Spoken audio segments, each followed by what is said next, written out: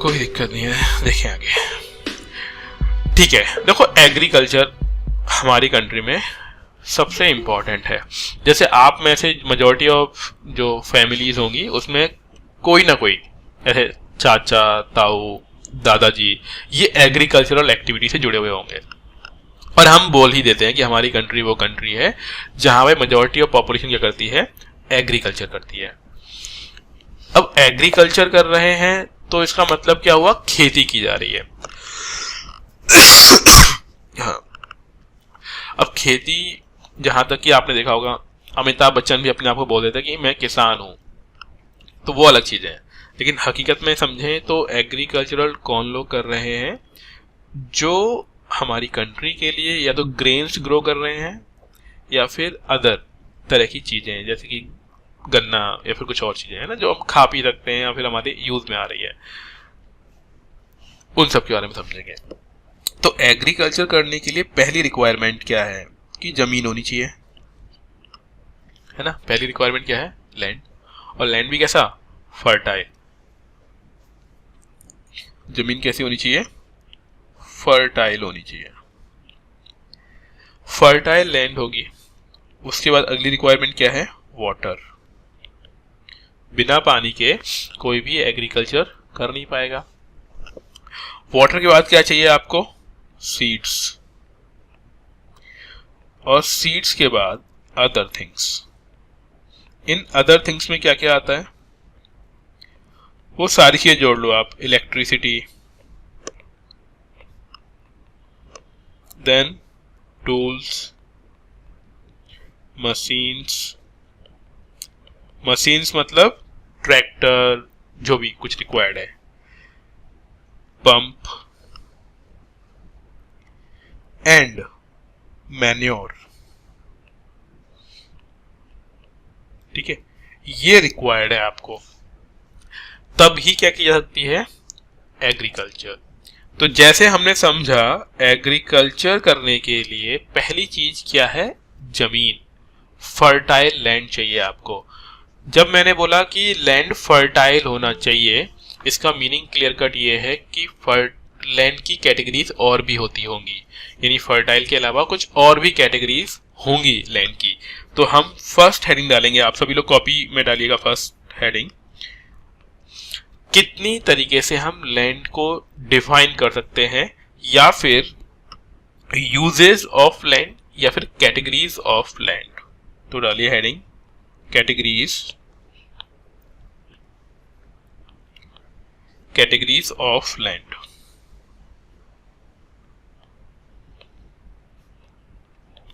Categories of land यानी जमीन का टाइप कैसे कैसे आप क्लासिफाई कर सकते हो। तो हमारा यहाँ पर जो मेन एम है वो टॉपिक हमारा एग्रीकल्चर है, तो हम यहाँ पे डिफाइन कैसे करेंगे, on the basis of its fertility, कि कितनी फर्टाइल लैंड है। जितनी फर्टाइल लैंड होगी उस हिसाब से हम उसको डिफाइन कर देंगे लैंड की कैटेगरी में। तो अब देखिए पहला type, first type of land जो होता है वो लिखिए आप, फैलो। इनको लिख लीजिएगा, ये टर्म्स नहीं तो अभी क्लियर नहीं हुई तो बाद में अटकी रह जाएंगी, समझ नहीं पाएंगे। फैलो, other than current fellow.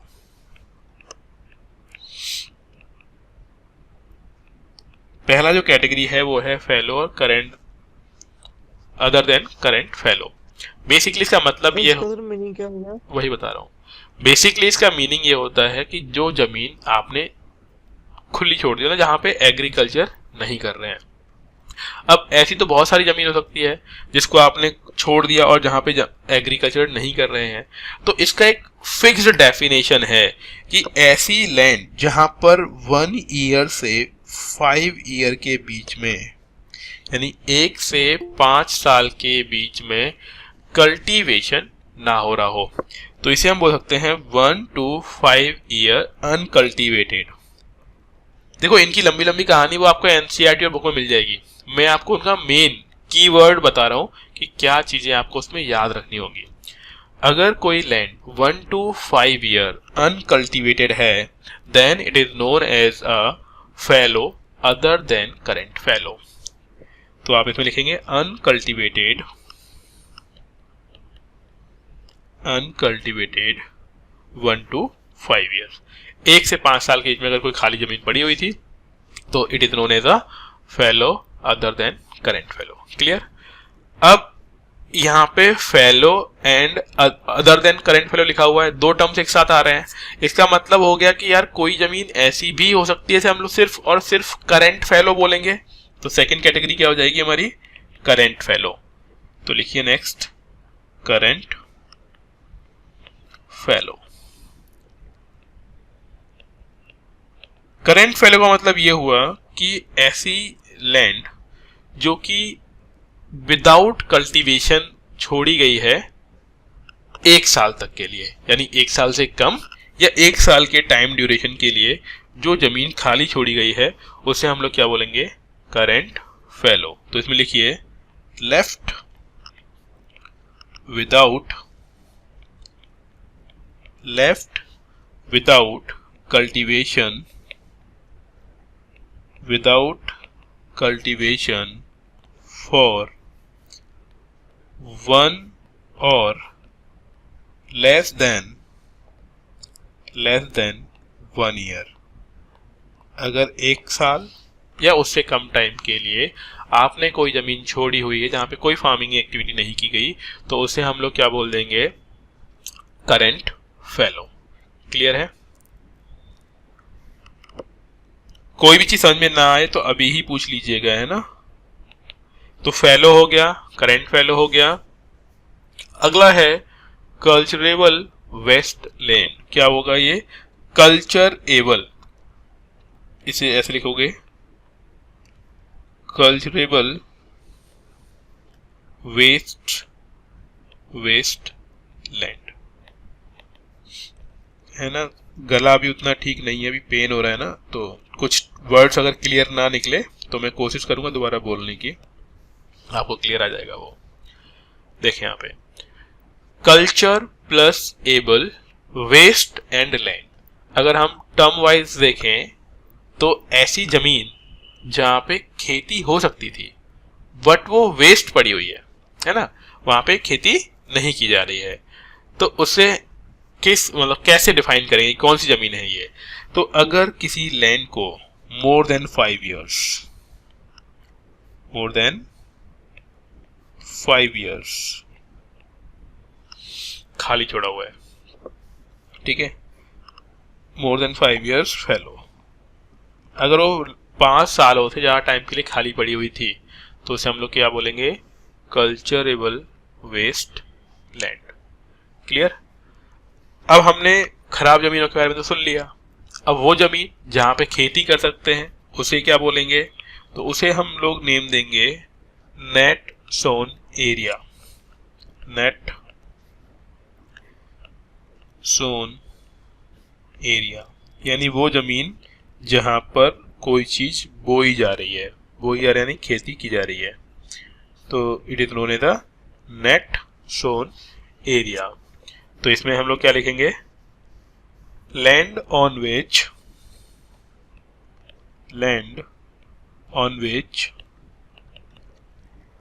Crops are सोन।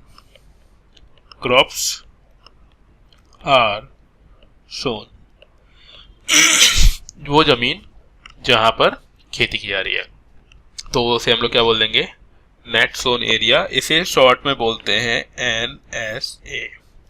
ठीक है।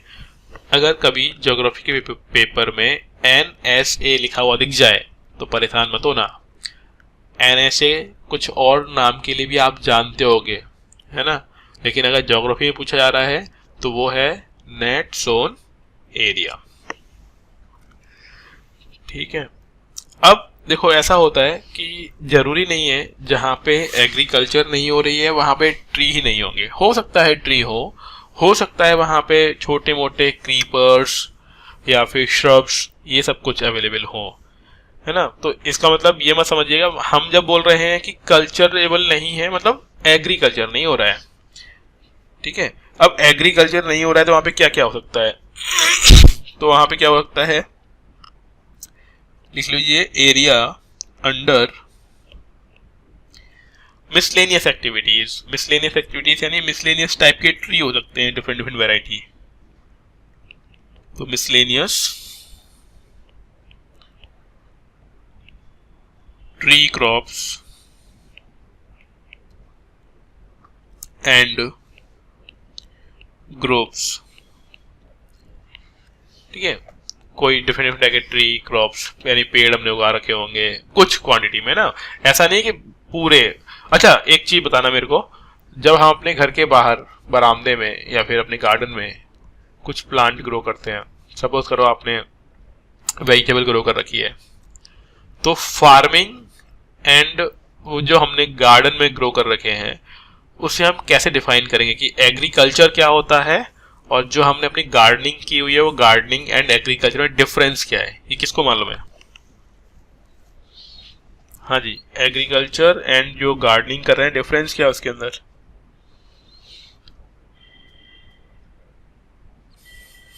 कोई बताएगा? मेहनक? सर एग्रीकल्चर सेल करने के लिए करते हैं और गार्डनिंग नॉट फॉर सेल। अरे नहीं, ऐसा नहीं होता, जरूरी नहीं है। एग्रीकल्चर में अभी हम लोग पढ़ेंगे सब्सिस्टेंस एग्रीकल्चर, उसमें क्या होता है? एग्रीकल्चर में हम फूड ग्रो करते हैं। अच्छा, और गार्डनिंग में? गार्डनिंग में पौधे उगाते हैं। अच्छा अच्छा, ठीक है ठीक है, मैं पहले वाले का बता देता हूँ आंसर कि भूल भी गया क्या बोला था पहले। फर्स्ट किसने आंसर दिया था, क्या दिया था, एक बार दोबारा बोलेंगे? Sir cell. हाँ सेल, हाँ बिल्कुल। तो देखिए एक टाइप होता है सब्सिस्टेंस एग्रीकल्चर, जहाँ पे फार्मर अपनी खुद की नीड को फुलफिल करने के लिए एग्रीकल्चर करता है। इसका मतलब ये तो बात सही नहीं है कि यहाँ पे सेल करेंगे तभी एग्रीकल्चर है, नहीं, ठीक है। मैं बताता हूँ आपको डिफरेंस क्या है। जब हम बोलते हैं एग्रीकल्चर तो वहाँ पे होगा ये कि हम सिमिलर टाइप के क्रॉप, सिमिलर टाइप का प्लांट ग्रो करेंगे ऑन अ लार्ज एरिया, तभी वो एग्रीकल्चर है ना, लार्ज एरिया में, बड़े एरिया में।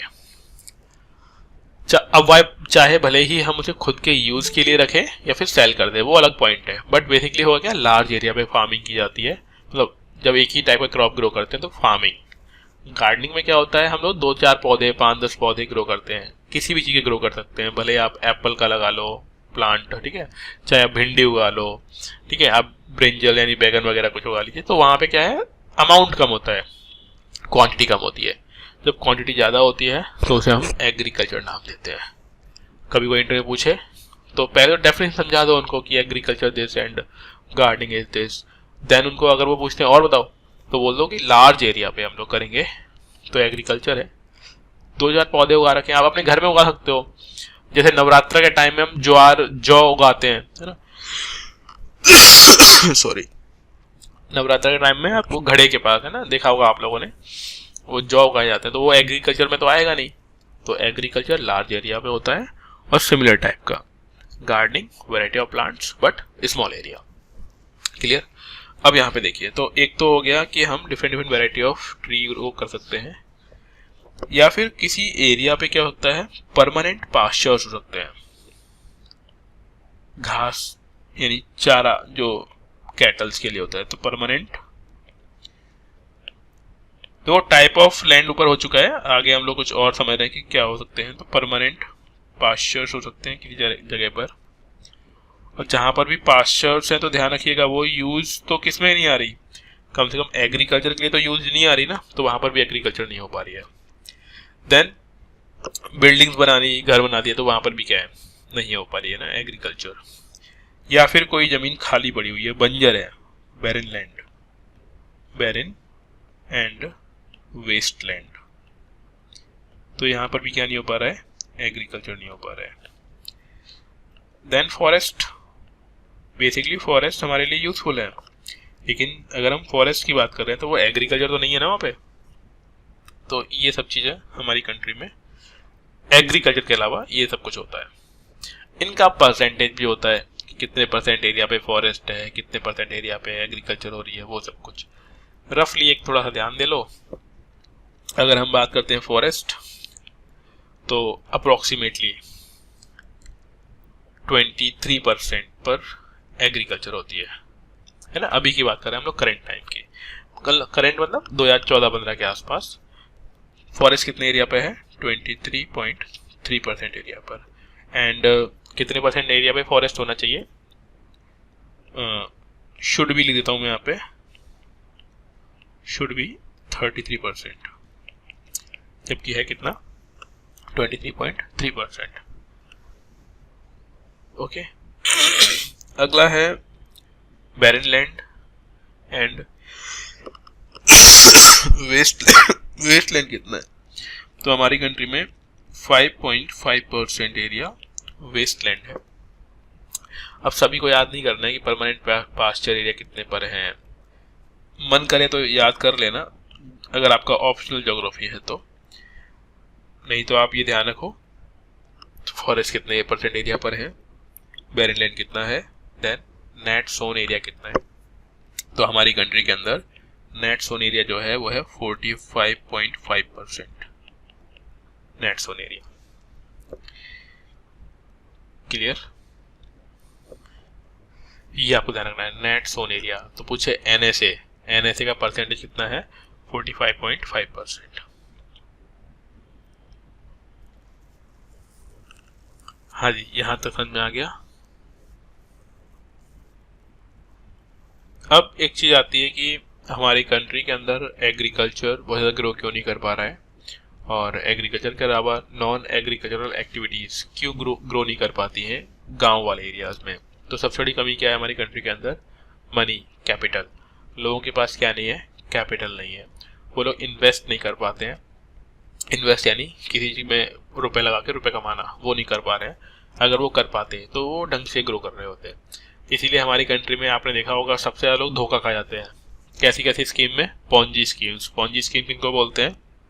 जहाँ पर लोगों को बोला जाता है कि 20% का इंटरेस्ट मिलेगा, डबल हो जाएगा रुपया कुछ दिनों में, 3 महीने, 1 साल, 2 साल, है ना। रुपए लोग जमा कराते हैं और वो लेके भाग जाते हैं। अभी ऐसा क्यों हो पा रहा है? ऐसा इसलिए हो रहा है क्योंकि पहले से ही लोग कम पढ़े लिखे हैं, मनी है नहीं, और वो जल्द से जल्द मनी चाहते हैं ना, तो उल्टा और पुअर हो जाते हैं। वही फार्मर्स के साथ हो रहा है। फार्मर्स क्या है? लोन लेते हैं, डेब्ट ट्रैप में फंस जाते हैं। तो गवर्नमेंट भी ढंग से काम नहीं कर पा रही है उस फील्ड में। अब ऐसा नहीं है कि गवर्नमेंट काम नहीं कर पा रही है, गवर्नमेंट पॉलिसीज बनाती है, बट वो ग्राउंड लेवल पर रियलिटी में उतने इफेक्टिव नहीं हो पाते था, उनको होना चाहिए था। ये कुछ प्रॉब्लम्स है हमारी कंट्री में एग्रीकल्चर को लेकर।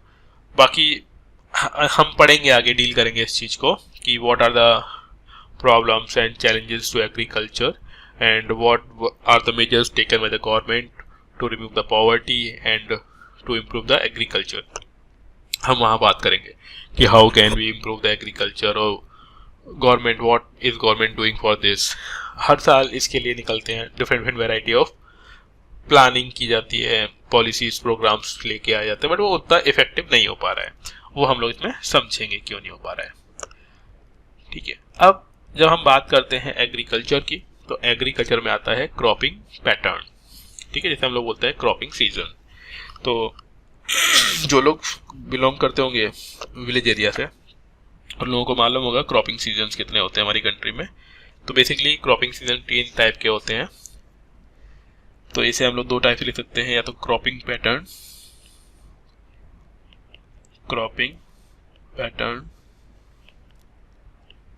और we can say cropping season. So in this, when we talk about cropping seasons, then there are 3 type of cropping seasons. First one, kharif crop.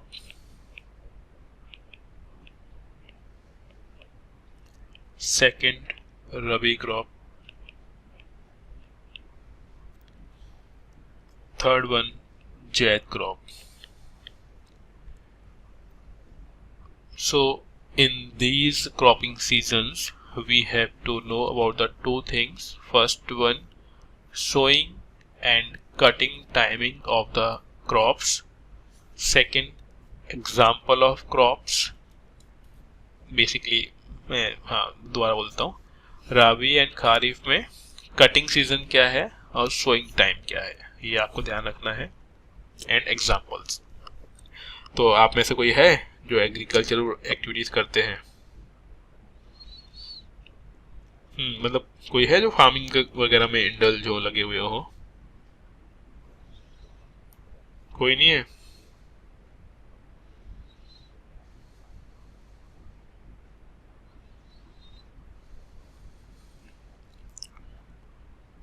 मेरी आवाज तो पहुंच रही है ना आप लोगों तक?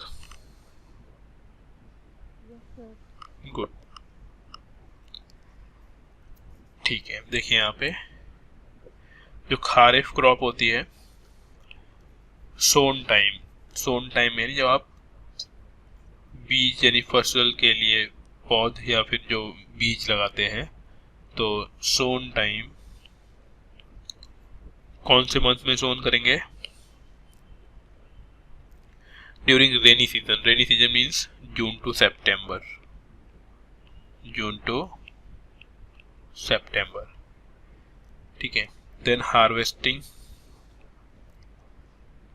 ऐसे ही लिखना है आपको, शॉर्ट में समझ लीजिए, स्टेटमेंट तो आप बना ही लेंगे जब पढ़ेंगे तब। हार्वेस्टेड कब किया जाएगा, कटिंग कब की जाएगी इसकी? अक्टूबर टू नवंबर। थोड़ा ऐसे भी आप सोच सकते हो, देखो हमारे यहाँ पे जो फेस्टिवल्स मनाए जाते हैं, दिवाली एंड होली।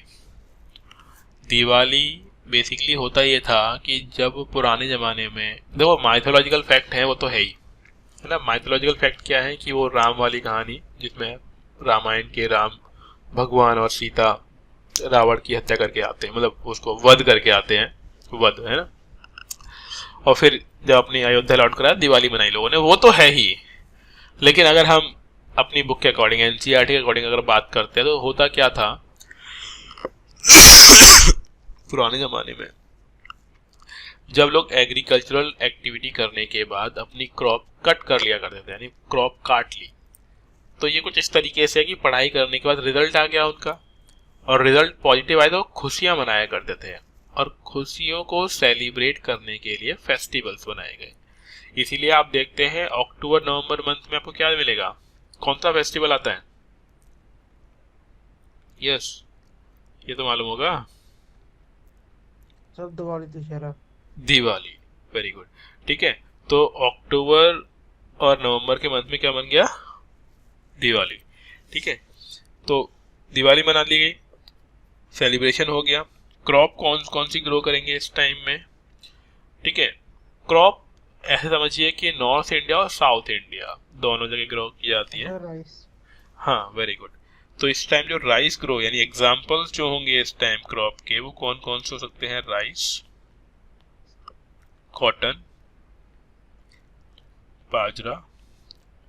देखो मैं 4-5 नाम लिख दूंगा, 2-3 आप याद कर लीजिए, काम चल जाएगा उसमें। मेज, ज्वार एंड तूर, ठीक है। इस टाइम ग्राउंड नट वगैरह भी कर सकते हैं आप ग्रो, ठीक है। तो ये हो गया हमारा first rabi crop, sorry kharif crop. Next आइए रबी क्रॉप पर। अब देखो, जब अक्टूबर नवंबर में इसको कट कर लेंगे, उसके बाद हम अगली क्रॉप ग्रो करेंगे। इसका मीनिंग क्या हुआ कि रबी क्रॉप का जो सोन टाइम होगा, वो टाइमिंग कब होगा? अक्टूबर टू, आप ऐसे मान लो अक्टूबर नवंबर में ग्रो कर लीजिए आप इसको, है ना। तो इसका सोन टाइम रबी क्रॉप का सोन कब करेंगे इसको आप? अक्टूबर नवंबर। देखो अब थोड़ा आगे पीछे हो सकता है ना, क्योंकि जब काटेंगे उसके बाद ही दूसरा सोन किया जाएगा। तो अक्टूबर नवंबर। देन हार्वेस्टिंग टाइम, हार्वेस्ट कब कर लेंगे? मार्च मंथ में, या फिर कोई अप्रैल। अब आप याद करो, मार्च और अप्रैल में कौन सा फेस्टिवल आता है? Sir Holi. Holi, very good. तो ये सब चीजें कनेक्टेड हैं, और इसीलिए जब होलिका दहन करते हैं ना, तो उसमें आपने देखा होगा हम लोग कुछ ग्रेन्स को, मतलब वो भूना जाता है और भून कर खाते हैं। तो उसका सिग्निफिकेंस क्या है? सिग्निफिकेंस यही है कि जो सॉरी, जो आउटपुट क्रॉप से मिला है उसको लोग एंजॉय कर रहे हैं। इसीलिए वो होलिका, जैसे आप लोगों ने जलाई है होली, वो जो होलिका जलाते हैं, सर। है ना। तो उसमें हम लोग कुछ ग्रेन्स को भूनते हैं, जैसे गेहूं की बालियां या फिर चना, आई थिंक, है ना, उनको भून कर खाते हैं। तो वो इसीलिए, ठीक है। तो गेहूं की बालियां, याद करो, उस होली से याद करो, गेहूं की बालियां और चना। तो इसका मतलब क्या हुआ कि कौन सी क्रॉप ग्रो होती होगी इस टाइम में। इसका एग्जाम्पल क्या होगा, वीट यानी गेहूं, ग्राम मीन्स चना, ठीक है। मस्टर्ड, मस्टर्ड यानी सरसों, barley. These are examples of rabi crop. After that, next one is Zaid crop. Zaid crop is a short duration crop. So basically, these type of plants grow in between April to June month. April to June month. Mostly, these are vegetables and fruit. मतलब Zaid crop में क्या आएंगे, vegetables and fruits आते हैं, जैसे watermelon, musk melon, cucumber. These are the example of Zaid crop. तो इसमें month हो गया हमारा। अब देखो ये वेजिटेबल हैं, तो इसमें हार्वेस्टिंग और सोन टाइम नहीं आएगा। So April to June, these are vegetables and fruits, vegetable and fruits, ठीक है। क्या क्या आ जाएगा, एग्जाम्पल लिख लो आप। Watermelon, watermelon means, yes, watermelon.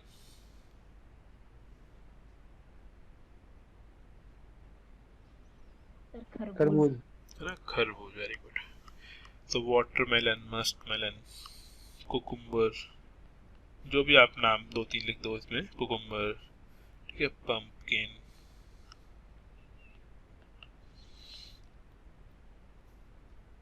Bitter grounds, ये सब कुछ इसमें ही आएंगे ना। वैसे देखो आज के टाइम में हम लोग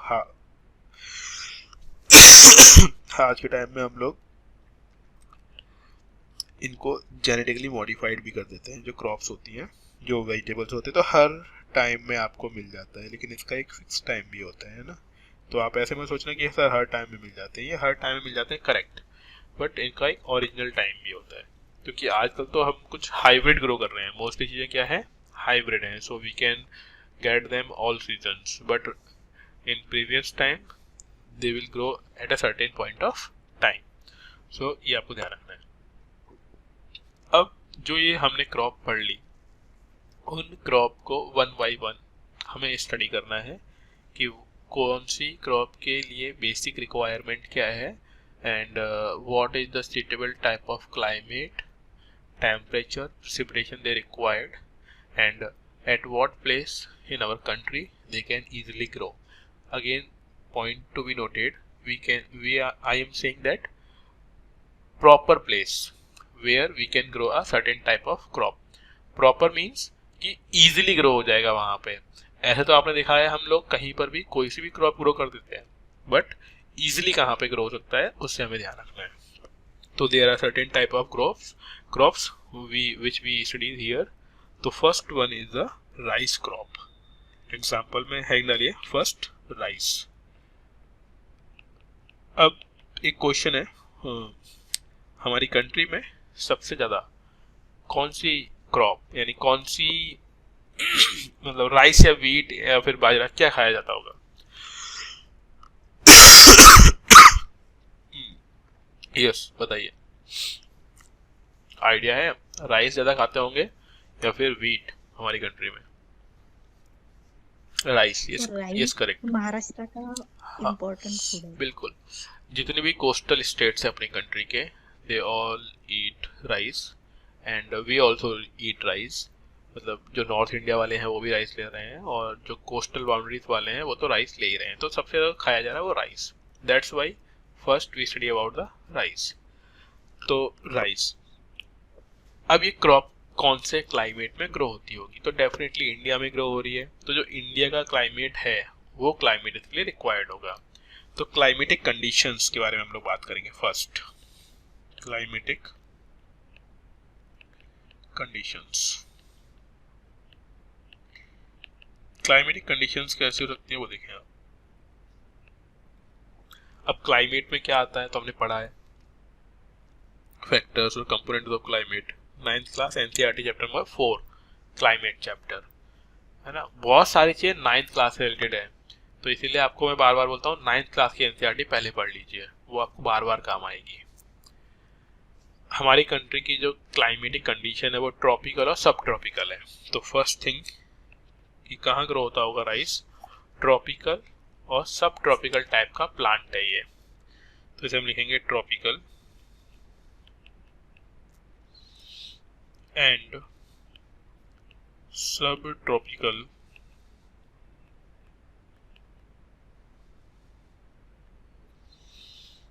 प्लांट। ये प्लांट कैसा है, ट्रॉपिकल और सब ट्रॉपिकल एरिया में ग्रो होने वाला है, पहली चीज। दूसरी बात, टेम्परेचर कितना रिक्वायर्ड है इसके लिए, तो जो टेम्परेचर की रिक्वायरमेंट है वो ऑन एन एवरेज इसको 22 डिग्री सेंटीग्रेड टेम्परेचर चाहिए होता है। कितना, 22 डिग्री सेंटीग्रेड टेम्परेचर। अगली चीज आती है rain.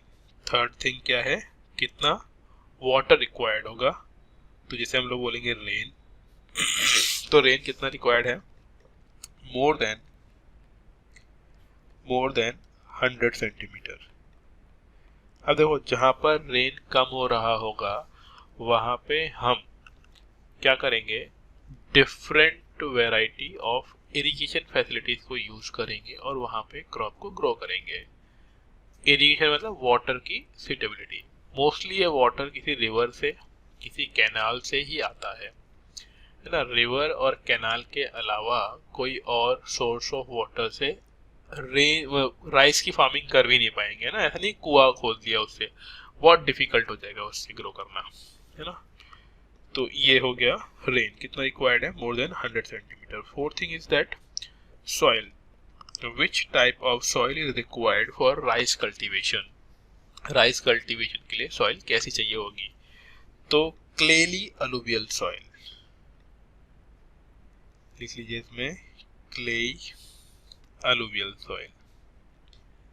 Alluvial soil is suitable for rice cultivation.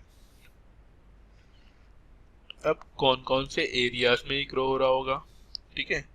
तो स्टेट्स कहाँ कहाँ ग्रो हो रहा है, तो वेस्ट बंगाल,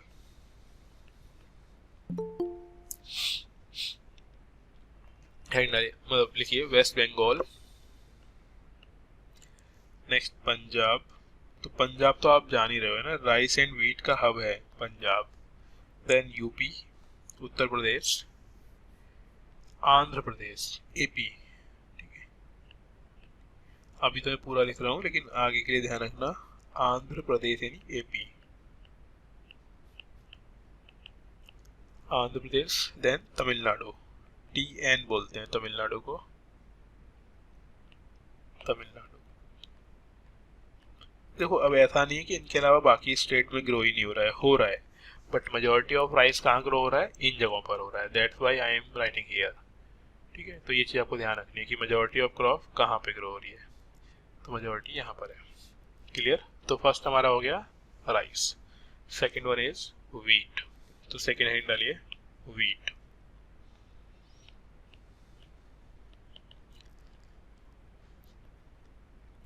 व्हीट के लिए गेहूं, तो आप जानते हैं अगेन क्लाइमेटिक कंडीशन वही जो हम लोग जहाँ जिस जगह पे रह रहे हैं, तो इसे हम लोग बोल सकते हैं temperate zone.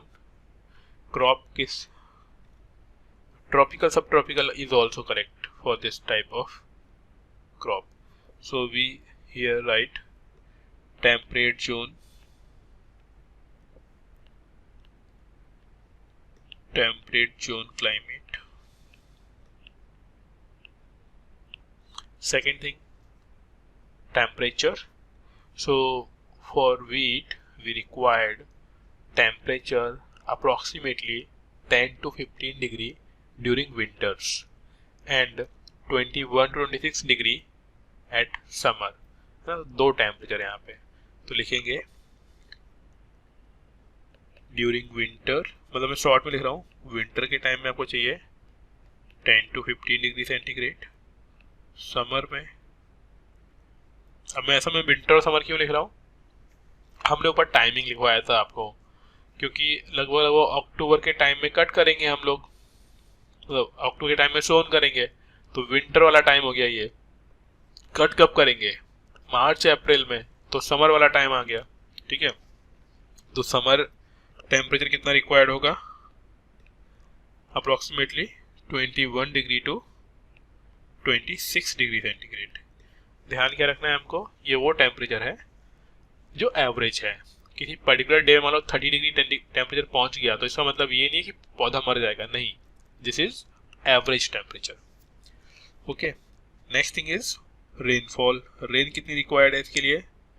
Rain 50 to 75 degree 50 to 75 centimetre 50 to 75 centimetre rainfall required होती है। Next is soil. which type of soil is required for wheat cultivation? That is loamy soil, जिसे हम बोलते हैं clay loam soil। loam soil, okay. Next is area, कहाँ कहाँ grow करते होंगे states. So states are UP, Punjab, Haryana, Rajasthan. अब राजस्थान सोच के ये मत सोचना कि यहाँ तो रेगिस्तान ही रेगिस्तान है ना, पूरे राजस्थान में रेगिस्तान नहीं है। Then MP, MP means Madhya Pradesh. Clear? हाँ जी, आप लोगों को समझ में आ रहा है यहाँ तक? कोई दिक्कत तो नहीं? Yes sir. गुड। अब देखिए, अब ये डिफिकल्ट चीजें हैं, जो लोग सिंसियर नहीं होंगे ना वो अपने आप ही हटते हुए चले जाएंगे, तो आपको फोकस बना के रखना है अपना। और यूपीएससी में मालूम जान ही लो आप कि 99% लोग सिंसियर नहीं होते हैं, वो सिलेक्ट नहीं हो पा रहे होते हैं इसीलिए, क्योंकि पढ़ाई करते हैं बट वो सिंसियरली नहीं कर रहे होते हैं। तो आपको अपना कॉन्शियसनेस बना के रखनी है इसके अंदर। So next one is pulses. What is the meaning of pulses?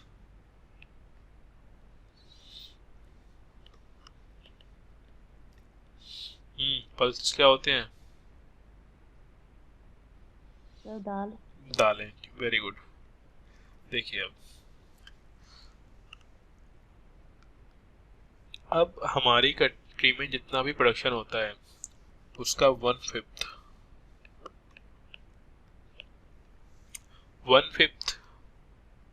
Production जो होता है वो दालों का होता है। 1/5 production of total output.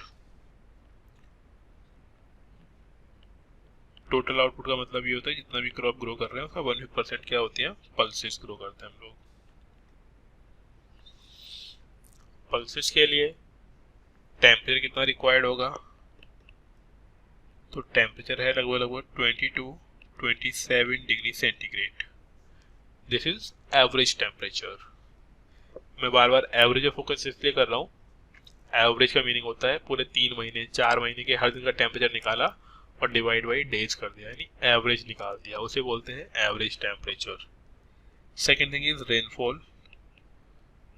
For pulses we required less water, so rainfall for pulses required 25 to, we can say here, 50 centimeter, or in some books you find rain required for pulses approximately 25 to 60 centimeter.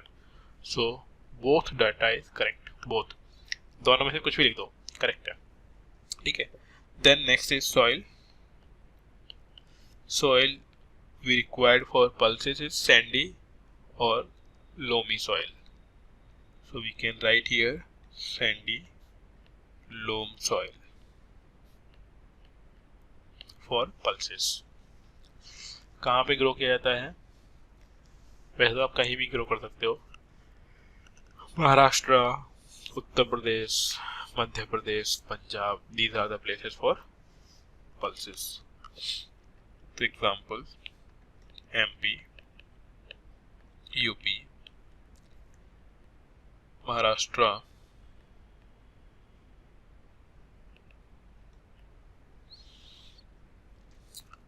ETC, बस ये 2-3 नाम लिख लो आप, ठीक है। और नाम लिखने हो तो और आप लिख सकते हो like Chhattisgarh, Telangana, Andhra Pradesh, Karnataka, these are the name. Next is oil seeds. Next लिखिए ऑयल सीड्स।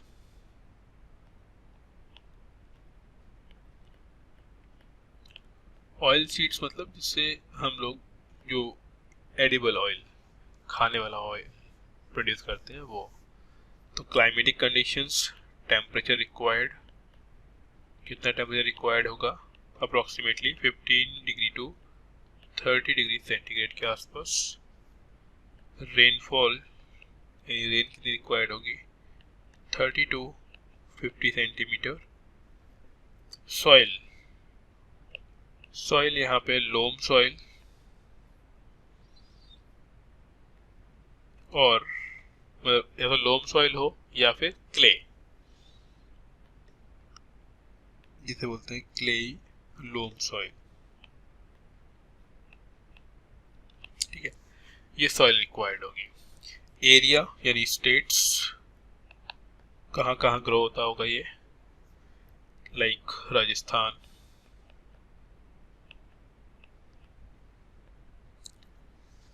तेलंगाना,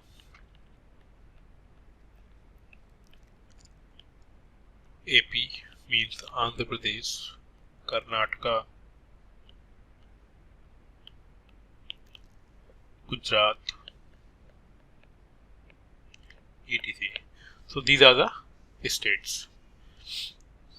अब यही चीज आप NCERT से या किसी और जगह से पढ़ो तो हमें बताएगा आपको कि different variety of oil seeds like groundnut, castor seeds, mustard, these are the oil seed.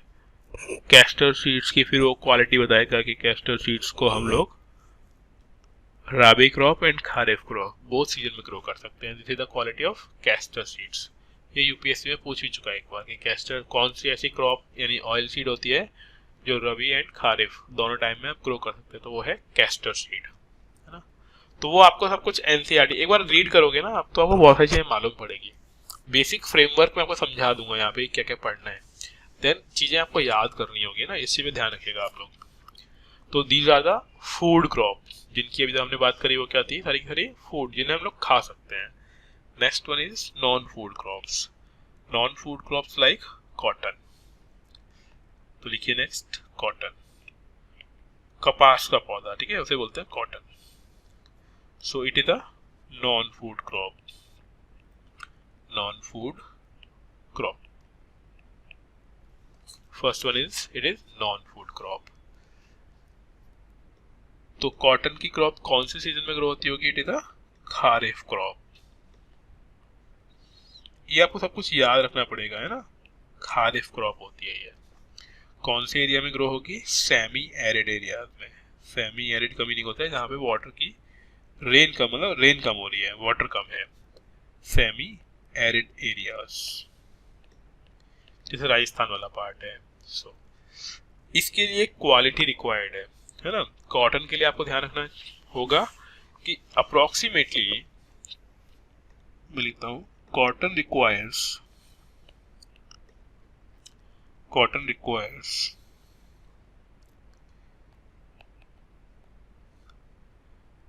clear sky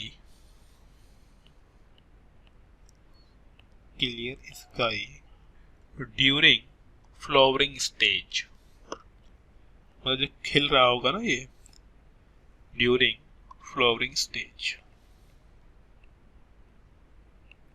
तब रेन नहीं होनी चाहिए। तो इसके लिए बोलते हैं approximately 210 days frost free required. यानी अगर इसकी फार्मिंग करनी है, कॉटन को अगर ग्रो करना है, तो कॉटन के लिए हमें क्या रिक्वायर्ड होगा, 210 डेज फ्रॉस्ट फ्री रिक्वायर्ड होंगे, है ना। फ्रॉस्ट समझते ना, पाला नहीं पड़ना चाहिए। समझ लो कि वो रुई उग रही है, अब रुई पे पानी गिर गया तो रुई तो खराब हो जाएगी। That's why we required a 210 days frost free, और we can say cotton requires clear sky during flowering stages. वैसे तो स्टेज ही लिखना चाहिए, स्टेजेस लिखने की भी रिक्वायरमेंट नहीं है, एस लगाने की रिक्वायरमेंट नहीं है, stage only. Clear. Next one is temperature, और we can say average temperature. Temperature required 21 degree centigrade to 30 degree centigrade. Then rain 50 to 100 centimetre. हाँ, बाकी अगर आप बहुत सारी बुक रेफर करेंगे तो थोड़ा बहुत इससे डेटा में थोड़ा बहुत ऊपर नीचे हो सकता है, 2-3 डिग्री 2-3 पॉइंट ऊपर नीचे. ठीक है, तो उसके लिए परेशान मत होइएगा, बस रेंज ध्यान रखना. अब ऐसा नहीं कॉटन लिखने जा रहे हो, आप बोल रहे हो कि मोर देन 200 सेंटीमीटर, तो गड़बड़ हो जाएगा मामला.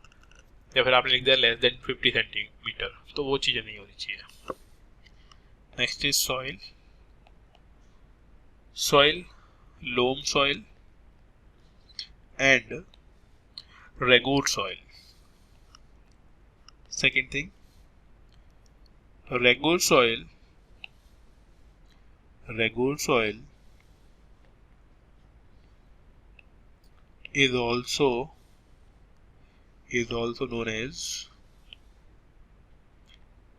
is also known as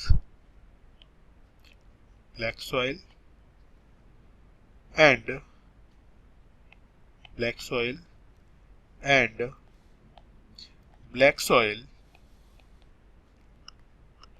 black soil is also known as black cotton soil.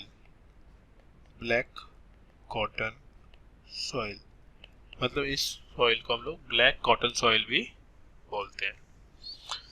Clear. Area, states कहाँ कहाँ पे ग्रो होगा, ये स्टेट्स कौन कौन सी स्टेट्स होंगी वो देख लीजिए आप. पंजाब, हरियाणा, राजस्थान,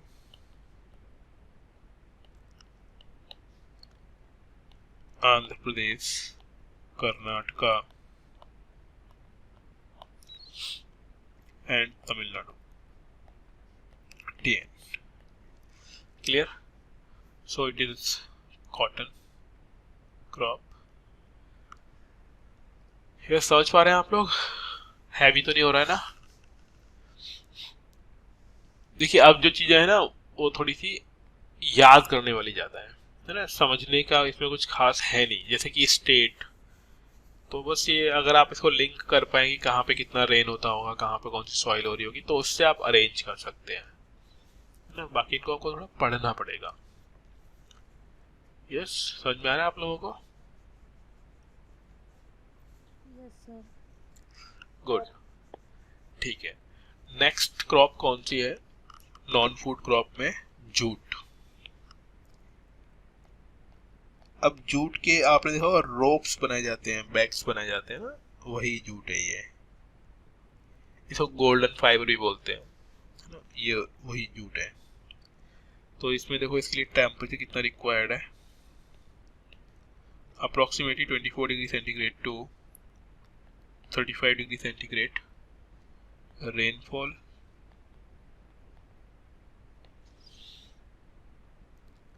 अब इसके लिए वाटर की रिक्वायरमेंट बहुत ज़्यादा होती है. So 120 to 150 centimetre rain required.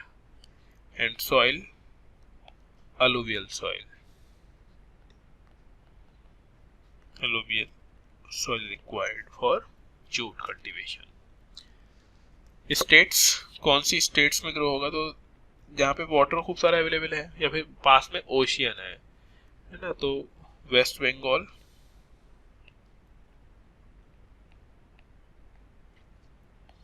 Bihar,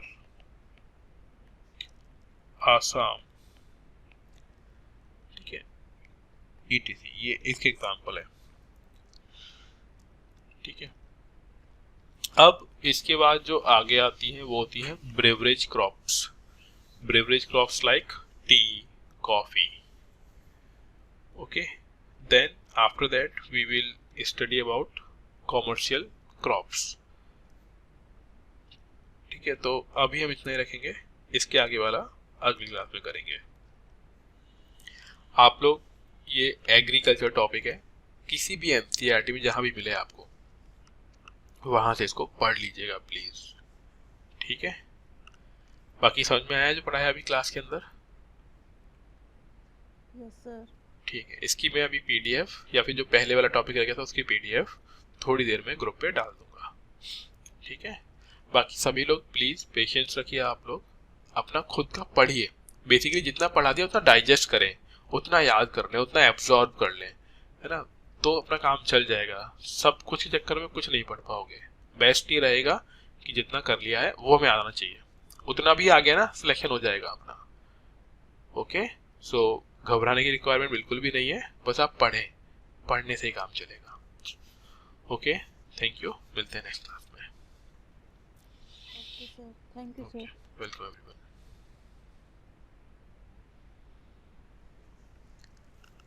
क्या है सर आपके लिए सिंसियरिटी? क्या, sorry, can you repeat again? क्या बोल रहे हैं ये विजय? अच्छा, सिंसियरिटी क्या होती? अरे यार ये हे भगवान विजय जी, अरे भैया तैयारी कर रहे हैं आईएएस की, सिंसियरिटी की स्पेलिंग तो सही लिखो। सिंसियरिटी की स्पेलिंग भी गलत लिख दी। सिंसियरिटी मीन्स जो क्लास में कराया जा रहा है वो आप पढ़ें, ठीक है। उसके लिए एनसीईआरटी की बुक से पढ़ें या फिर जो बुक आपने कोई सी भी बुक ली हुई है उसको याद कर लो उसी दिन। जैसे मैंने वॉल्केनिक इरप्शन पढ़ाया, मैंने अर्थक्वेक पढ़ाया, ठीक है, मैंने अर्थ स्ट्रक्चर पढ़ाया, तो वो आपको आना चाहिए। अगर वो नहीं आ पा रहा है it means you are not sincere. जो पढ़ा दिया गया है वो तभी प्रिपेयर हो जाए, वो दिन कभी नहीं आएगा जब बैठ के आप सारा प्रिपेयर कर सकते हो, ऐसा दिन कभी नहीं आएगा, और यूपीएससी में बिल्कुल नहीं आएगा, ठीक है। किसी और एग्जाम में आ जाए तो आ जाए, यूपीएससी में सिंसियरिटी ये होती है जो पढ़ लिया वो हमें हर बुक से अब हमें याद होना चाहिए, देन क्लियर है, तो सिंसियर है अपन, ठीक है सर। चलिए, थैंक यू।